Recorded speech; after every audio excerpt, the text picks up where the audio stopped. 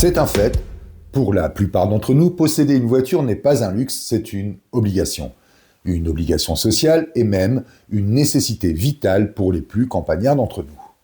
La preuve, il y a actuellement en France environ 40 millions de voitures particulières en circulation. C'est vous dire si l'automobile occupe encore une place de choix dans notre paysage de la mobilité.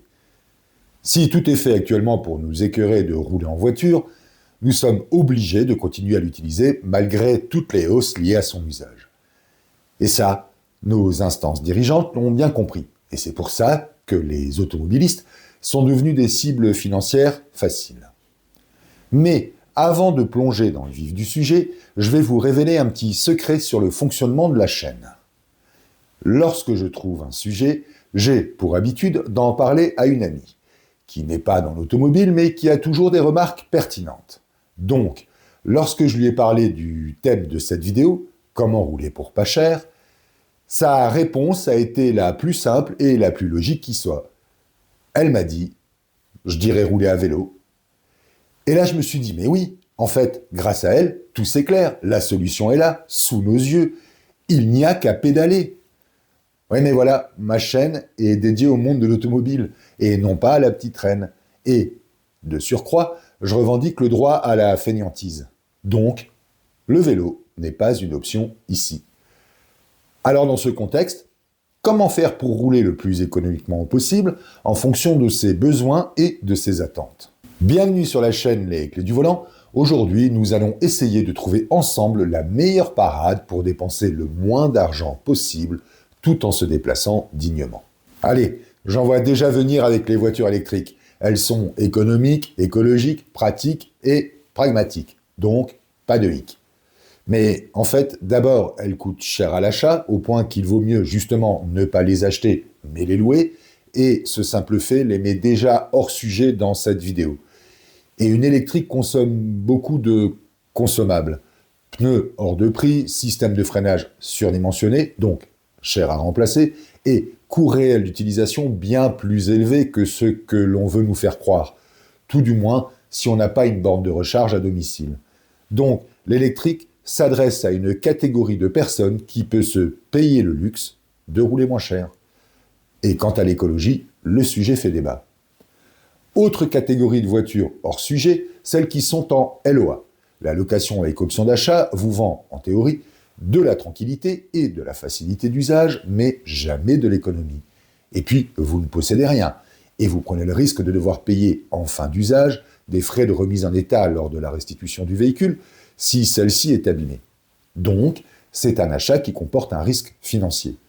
Et c'est justement ce que l'on veut éviter lorsque l'on cherche à rouler pour pas cher. Donc, première conclusion utile, nous savons déjà qu'il ne faut pas acheter une voiture neuve électrique en LOA. Ça, c'est assez intéressant puisque c'est exactement ce que l'on veut nous vendre actuellement. Serions-nous manipulés ?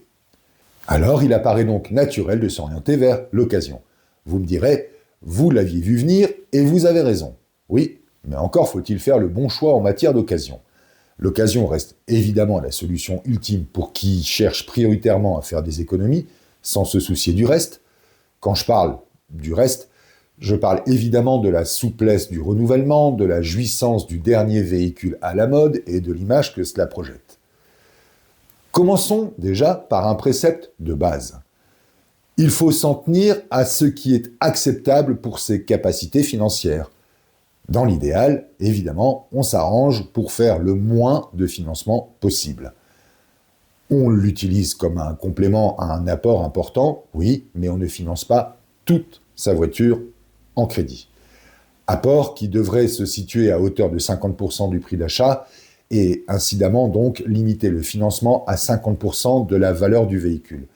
Cela vous sécurisera en cas de revente. Vous n'aurez pas à donner l'intégralité du montant de la vente pour solder votre prêt et aussi cela vous assurera un apport pour la suivante. Cela vous permet de ne pas être obligé de garder votre voiture trop longtemps. En synthèse, vous vous garantissez une certaine souplesse d'usage. Maintenant que nous avons posé les bases financières, voyons vers quel type de voiture nous devons nous tourner.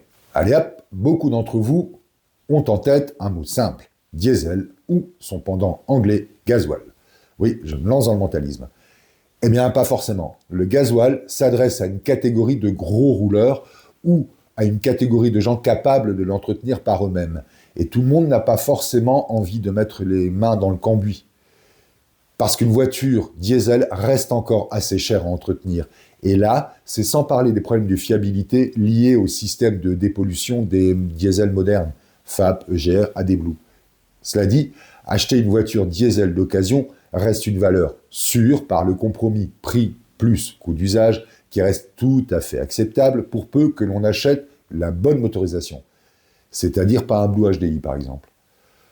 Le Graal restant un diesel des années 2007 à 2009, faiblement kilométré et parfaitement entretenu.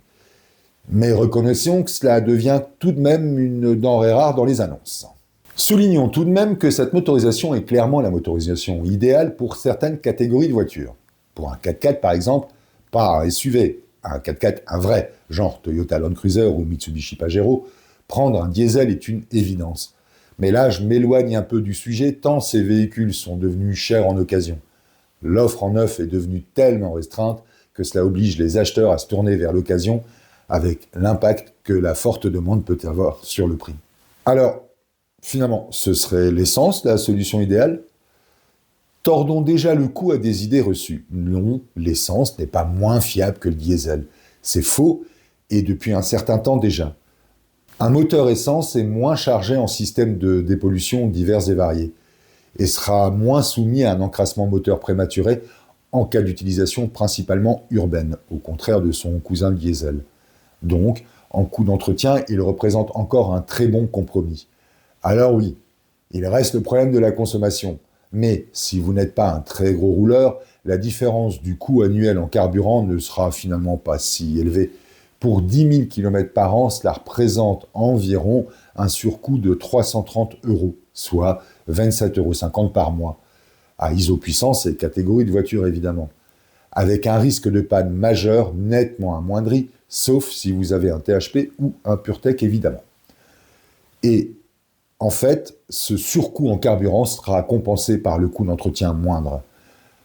Autre avantage non négligeable, vous pouvez jeter votre dévolu sur des voitures post-2011, au contraire des diesels, moins fiables après cette année-là. Et vous aurez le plaisir d'avoir une vignette de catégorie 1, vous autorisant à rouler dans toutes les ZFE de France. Et comme si cela ne suffisait pas, il vous reste la possibilité, si vraiment vous voulez rouler économique, de la convertir au bioéthanol. À 85 centimes le litre, pour peu que vous achetiez une voiture d'occasion déjà convertie, les économies sont immédiates. Petit conseil en passant, achetez-la convertie en mode flex fuel et non pas en mode 100% éthanol. Cela vous laissera le choix du type de carburant et pour plus de fiabilité, je vous conseille de faire un plein d'essence tous les 10 pleins, le sans-plomb ayant des qualités de lubrification que l'éthanol n'a pas. Cela aidera à la tenue dans le temps et à la fiabilité de votre moteur. Et les hybrides dans tout ça ? On a dit que le sujet de la vidéo est « rouler pas cher ». L'hybride n'est valable que si vous roulez quasi exclusivement en ville. Et encore, le taux de panne est forcément plus élevé de par sa position hybride justement, entre l'électrique et le thermique. Vous allez me dire, les Toyota sont archi fiables, c'est pas vrai ce que vous dites, ou, pour les plus malpolis, ce que tu racontes, c'est complètement débile. Alors, avant de prendre votre plume virtuelle et de vous lâcher dans les commentaires, regardez les stats. Le taux de panne et de rappel, même chez Toyota, est plus élevé sur les hybrides que sur les thermiques. Oui, Toyota, c'est très fiable, mais même chez eux, toutes les motorisations ne se valent pas. Cela dit, je n'ai rien contre vos commentaires et je serais même très heureux de vous lire, et si en plus vous pouvez partager votre expérience, ce serait encore mieux. Ah, et pour finir avec l'hybride, si vraiment vous voulez en acheter une, évitez les motorisations hybrides diesel électriques, particulièrement en occasion. Si, sur le papier, cela semble être un très bon compromis, dans les faits, c'est le moins bon des deux mondes. Le risque de panne est très élevé avec des coûts de réparation stratosphériques. Toutes les économies faites à la pompe, et même plus, passeront dans l'entretien et le prix des réparations. Il nous reste un cas que nous n'avons pas encore vu, celui du GPL. Très à la mode il y a quelques années, il est un peu passé au second plan depuis l'avènement du tout électrique quoi qu'il en coûte. Pour autant, cette sous-catégorie de la voiture thermique est à rapprocher de l'éthanol.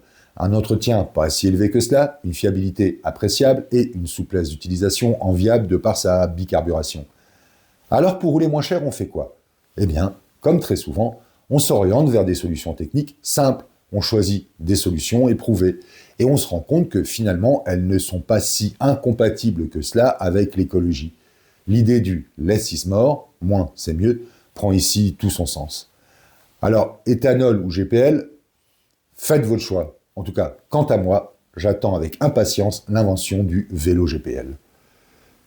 Voilà, cette vidéo est maintenant terminée. Si elle vous a permis d'y voir un petit peu plus clair dans le choix de votre prochaine voiture, pensez à vous abonner, à liker, à booster et à activer la cloche. Cela aide évidemment au référencement de la chaîne, mais surtout, cela me motive à continuer à créer du contenu comme celui-ci. Vous pouvez également me retrouver sur Instagram, les clés du volant. Quant à moi, je vous dis à très bientôt pour une nouvelle vidéo. Ciao!